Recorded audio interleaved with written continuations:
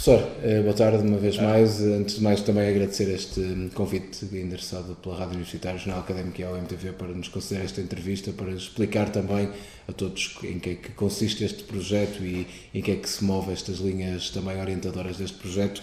Eu começava aqui por um lema, que é o seu lema deste projeto, que é uma escola para o mundo, e pedir para explicar também um pouco o porquê deste lema e desta candidatura. Muito bem. A Escola para o Mundo, naturalmente, está ancorada no historial jovem desta escola, de 37 anos. Jovem, mas naturalmente já muito consolidada a nível nacional e internacional. O lema do atual mandato do atual presidente é uma escola para a sociedade. Um lema simples, mas de facto uma escola de engenharia só faz sentido se realmente, em última análise, estiver a trabalhar em ligação e para a sociedade.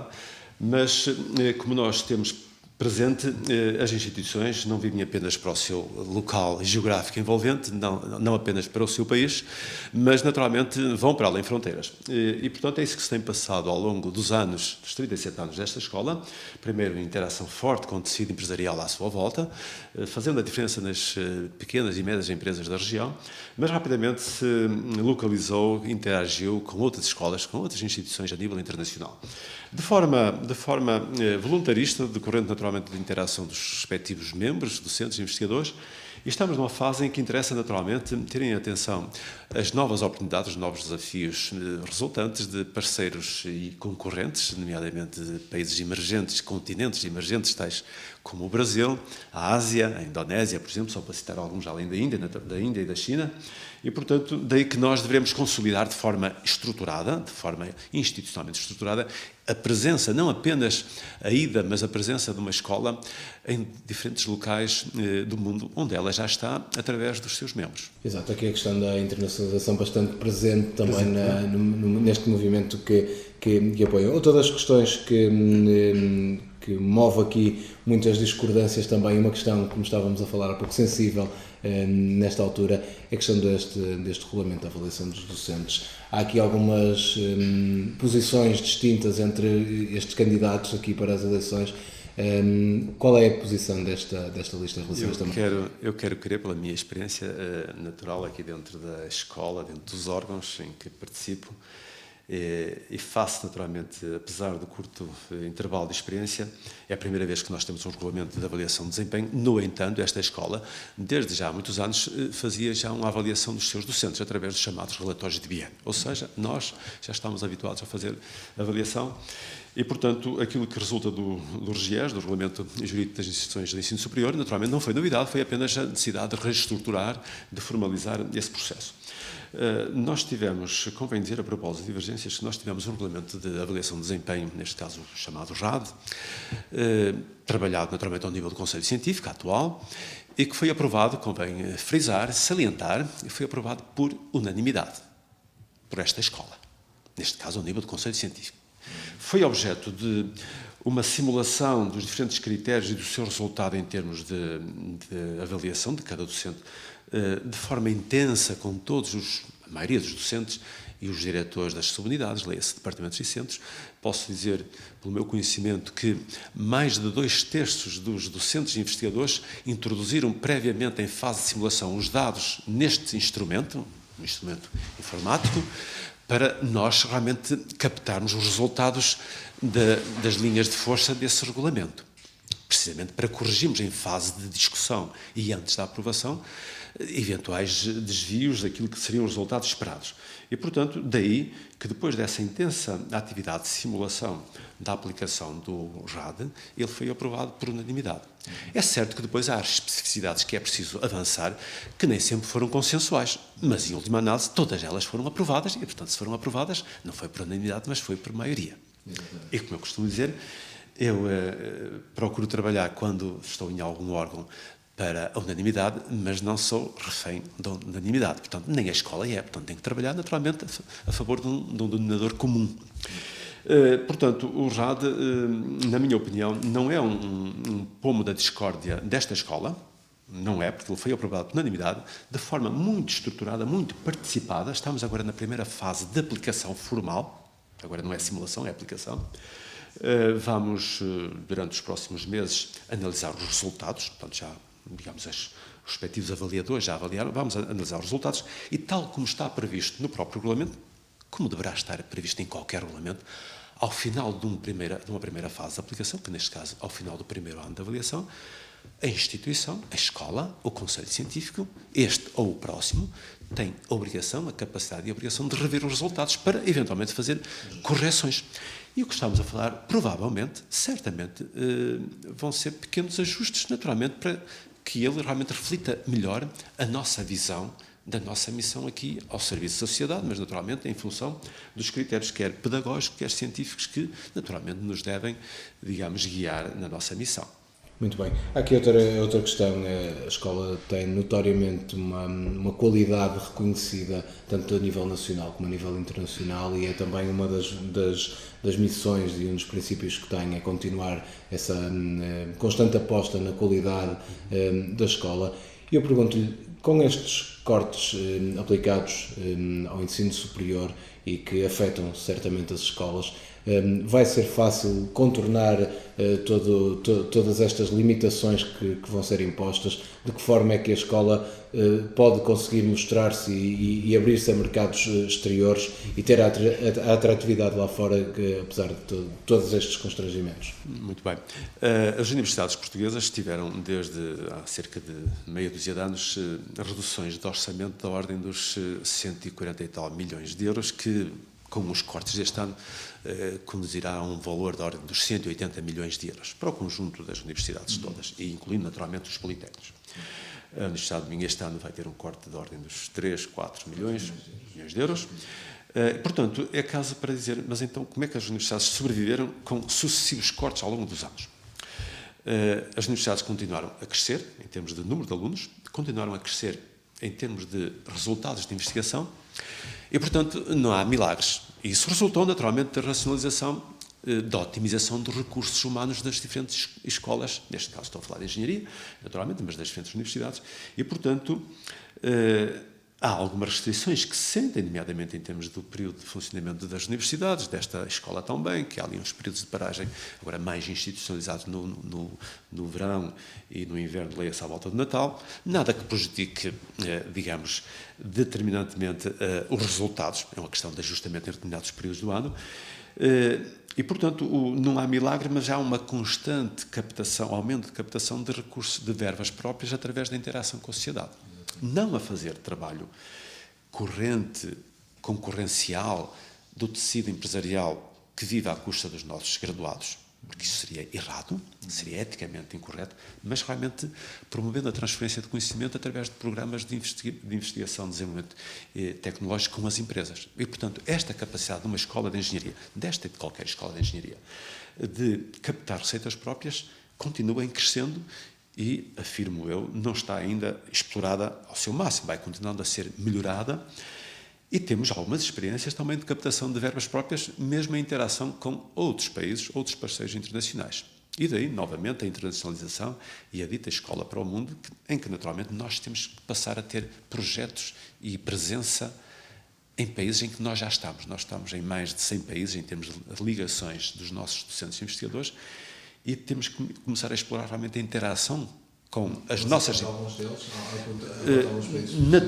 Naturalmente, a primeira abordagem são os países da comunidade portuguesa, da comunidade dos países de língua portuguesa, portanto, os CPLP. Portanto, e aí o Brasil, naturalmente, tem uma presença enorme. Uma presença enorme, naturalmente, é o Brasil com o qual nós temos de mais longa data interações a nível de mobilidade de estudantes, mas também de projetos de investigação. Temos que pensar que as nossas empresas, as empresas nacionais, que estão a sofrer um grande reajustamento, concentração, digamos, a nível nacional, e sobretudo deslocando-se para estes mercados, e, portanto, nós, Escola de Engenharia, nós graduados, temos a obrigação, nós estamos naturalmente a acompanhar as empresas na sua internacionalização. Nomeadamente, por vezes, estabelecendo um triângulo, que é o triângulo entre instituição, Escola de Engenharia e Universidade de Minho, a correspondente escola de engenharia de uma determinada universidade de um determinado país e a nossa empresa que está lá localizada. E, portanto, a empresa transporta-nos a nós também, porque tem interesse nisso e porque nós também temos interesse em apoiar a empresa e começar a estabelecer uma rede de conhecimento e uma rede tecnológica. E, portanto, este trabalho que eu estou a referir agora, ele praticamente não existe. E não existe, naturalmente, somos uma escola jovem e esta internacionalização tem 37 anos, ou tem 30 anos dentro desta universidade, e, portanto, mais do que isto também seria difícil existir. Mas estamos nessa fase. Naturalmente, quando falamos de país, falamos de outros países, nomeadamente dos PALOPs, os africanos, de língua portuguesa. Angola, naturalmente. Moçambique, como nós sabemos, nos próximos 5, 10 anos vai estar numa pujança económica de crescimento enorme. Já está nesta altura. Nós, Escola de Engenharia, temos já parcerias com algumas universidades em Moçambique, também em Angola, a nível de formação, mas estamos interessados em transferir rapidamente a nossa capacidade, digamos, de avanço tecnológico para estes países que naturalmente estão como Portugal estava há 50 anos atrás. E, portanto, as nossas empresas, as nossas universidades parceiras nesses países acolhem-nos naturalmente, e nós também temos interesse em deslocar naturalmente alguma capacidade produtiva de investigação e de ensino para esses países como estamos a fazê-lo. E vai mais longe, estamos em Timor, a Universidade de Minho tem uma presença forte em Timor, a engenharia nem tanto, mas está a começar a ter, e estamos a estabelecer uma base de trabalho muito interessante com a Indonésia, que é outro, há quem lhe chama o Brasil do sul, sudoeste, do sul da Ásia, não é? E, portanto, temos na nossa escola já relações que estão a ser iniciadas com muito sucesso com este outro quase continente. Professor, outro dos temas aqui em questão e importantes também em relação ao modelo de gestão da escola, já foi pincelando algumas das ideias que tem. Qual é este modelo de escola que está pensado pelo seu projeto, uma vez que é também candidato para ser presidente da escola, não é? Assumidamente. Claro, assumidamente, e tenho naturalmente que transmitir para aqui a minha experiência de 32 anos ao serviço desta escola, 12 anos ao serviço do Departamento de Engenharia Civil como diretor e naturalmente os meus quase 3 anos como presidente da escola.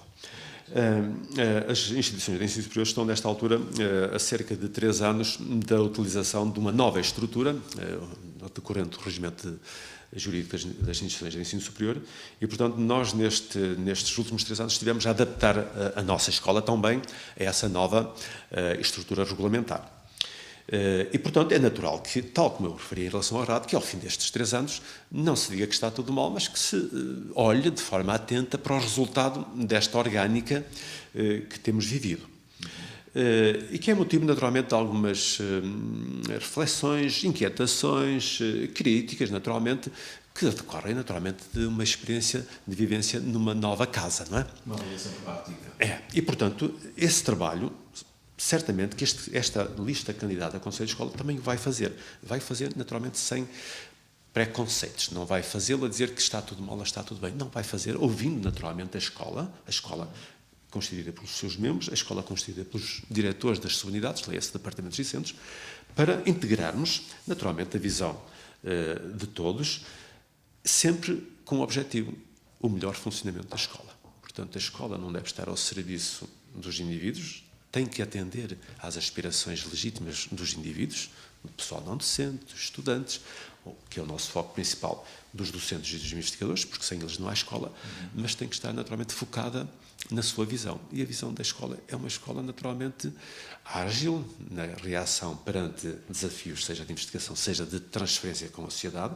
A transferência de conhecimento com a sociedade exige uma escola, entre aspas, empresarial, com capacidade rápida de resposta.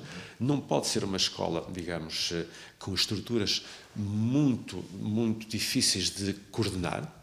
E, portanto, a experiência que esta escola tem, que eu tenho enquanto membro desta escola e dos seus órgãos, é de que tem uma capacidade, digamos, de interação muito elevada, mas também aí teremos que realmente ouvir novamente os atores líderes, responsáveis, os dirigentes, diretores de departamentos e centros, todos os membros também, mas sem pretender, naturalmente, perturbar essa agilidade. Tudo que seja reduzir a capacidade de resposta da escola não será bem-vindo, penso eu, por ninguém, porque a escola está acima de qualquer interesse mais corporativo que possa ser, digamos, engrupado por qualquer grupo, seja ao nível de eleições, seja ao nível, digamos, interno. E, portanto, a nossa visão é de analisar a experiência, mas posso, desde já, partilhar que a minha experiência enquanto membro no Conselho Científico, no Conselho de Gestão, faço as minhas funções como membro convidado do Conselho de Escola atual, é de que realmente não temos nenhum problema sério. Temos realmente algumas sensibilidades, algumas análises a fazer para, digamos, melhorar essa boa capacidade de resposta que a escola já tem, quer internamente, quer com o exterior em particular. Muito bem, professor, estamos a chegar à parte final desta entrevista.